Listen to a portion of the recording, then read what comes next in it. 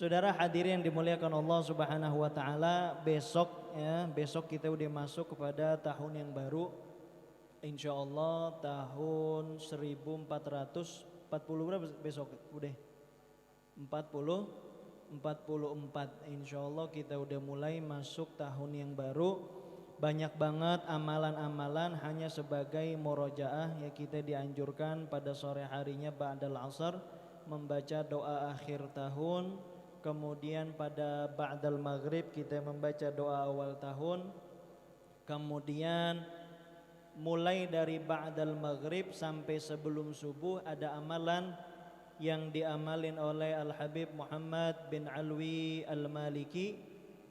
Amalannya yaitu dari mulai ba'dal maghrib sampai sebelum subuh pada malam pertama 1 Muharram kita dianjurkan untuk minum susu putih ya, susu putih yang kental asli susu putih asli ya.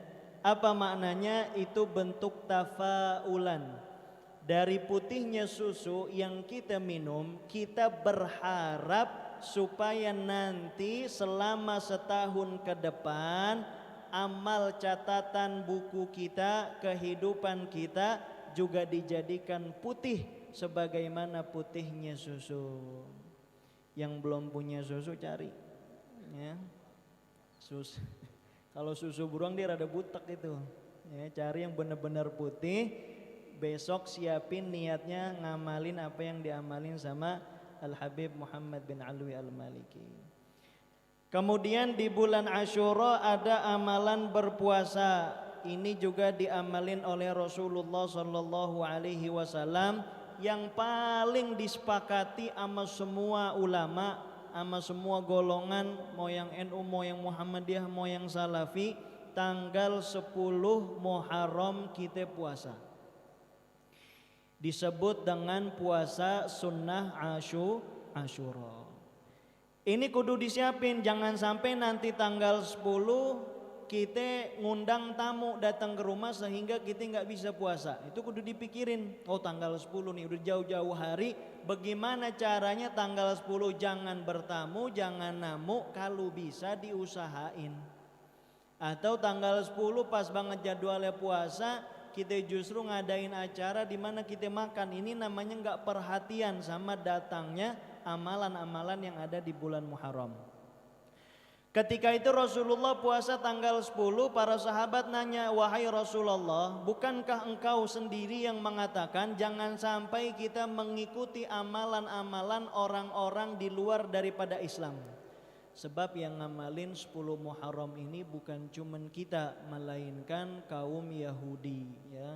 Kaum Yahudi ini mereka juga mengamalkan, sebab diriwayatkan tanggal 10 ini yaitu tanggal di mana Nabi Musa alaihissalam diselamatkan dari kejaran Fir'aun la'natullah alaihi.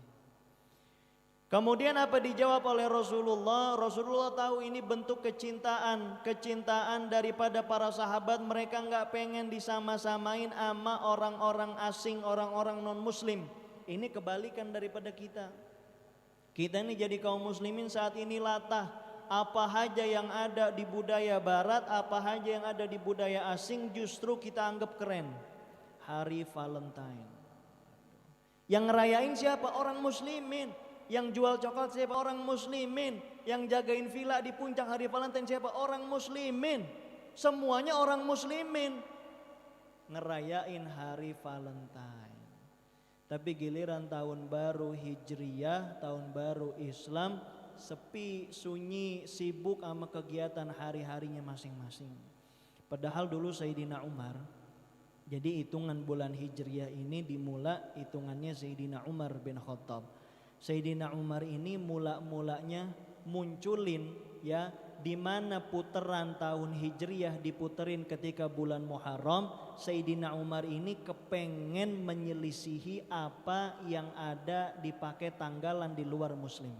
Kenapa tanggal Muharram yang dipilih? Sebab sebelum Muharram itu bulan Zulhijjah, yang mana ketika bulan Zulhijjah orang-orang pada berbondong-bondong datang ke Mekah. Kemudian setelah melaksanakan ibadah haji, orang-orang ini bakal kembali ke negaranya masing-masing.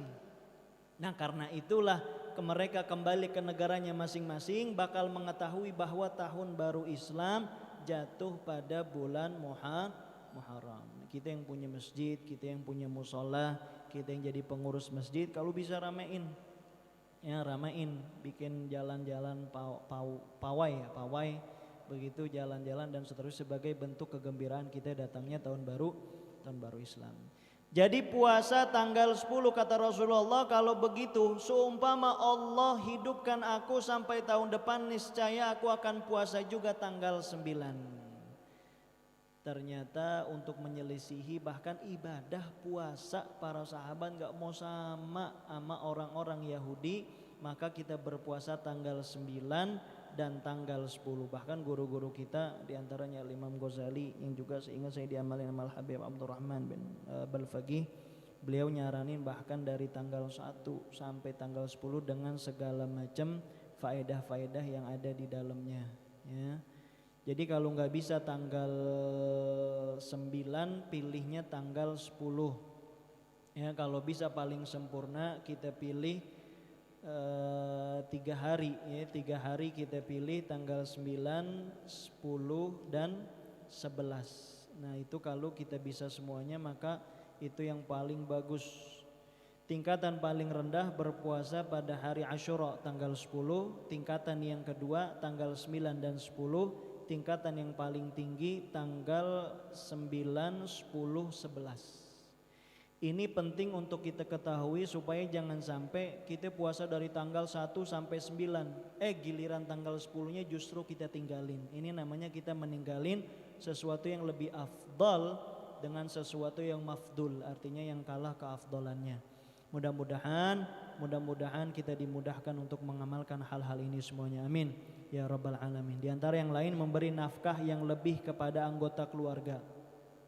Jadi khusus tanggal 10 ini kalau bisa kita siapin bonus buat bini kita, buat anak kita, khusus di tanggal 10 kita kasih supaya ngamalin apa yang diamalin sama Rasulullah dan para sahabatnya. Riwayat Imam Baihaqi, man wassa'a ala iyalihi fi yaumi Asyura, barang siapa yang memberi nafkah lebih kepada anggota keluarganya pada hari Asyura, wassa'allahu alaihi fis sanati kulliha, maka Allah akan memberi rizki yang lebih kepadanya pada masa setahun penuh. Saya ingat betul waktu di Madinah belum nikah, saya tanya ke Habib ini saya ngasihnya ke siapa ini? Belum nikah, kasih ke orang tua, kasih kepada orang tua kita. Niscaya ketika kita ngasih di tanggal 10 itu, selama setahun penuh Allah bakal luaskan rizki kita, amin ya rabbal alamin. Yang kedua berpuasa, yang ketiga motong kuku pada tanggal 10 tadi, yang keempat mandi, ya mandi dengan niat mandi sunnah hari Asyura. Nah, ini mungkin jarang yang ngamalin. Yang kelima bersedekah, yang keenam bersilaturahim kepada kerabat, yang ketujuh mengusap kepala anak yatim, dan yang penting dannya ini, dan memberiannya hadiah. Jangan cuman ngusap doang, kagak ngasih hadiahnya, ya. Yang kedelapan memakai celak mata. Tanggal 10 kita pakai celak mata sebelum tidur. Tanggal 9 menziarahi orang alim, salat sunnah membaca surat Al-Ikhlas sebanyak 1000 kali. Yang ke-12 menjenguk orang sakit, dan banyak amalan-amalan yang lainnya yang mudah-mudahan kita dimudahkan semuanya. Saudara hadirin muliakan Allah, itulah yang bisa saya sampaikan. Mudah-mudahan ada keberkahan, ada faedah, dan mudah-mudahan bisa lebih bermanfaat bagi saya sendiri yang menyampaikan. Wallahul muwaffiq ila aqwamit thoriq. Al-'afwu minkum. Assalamualaikum warahmatullahi wabarakatuh.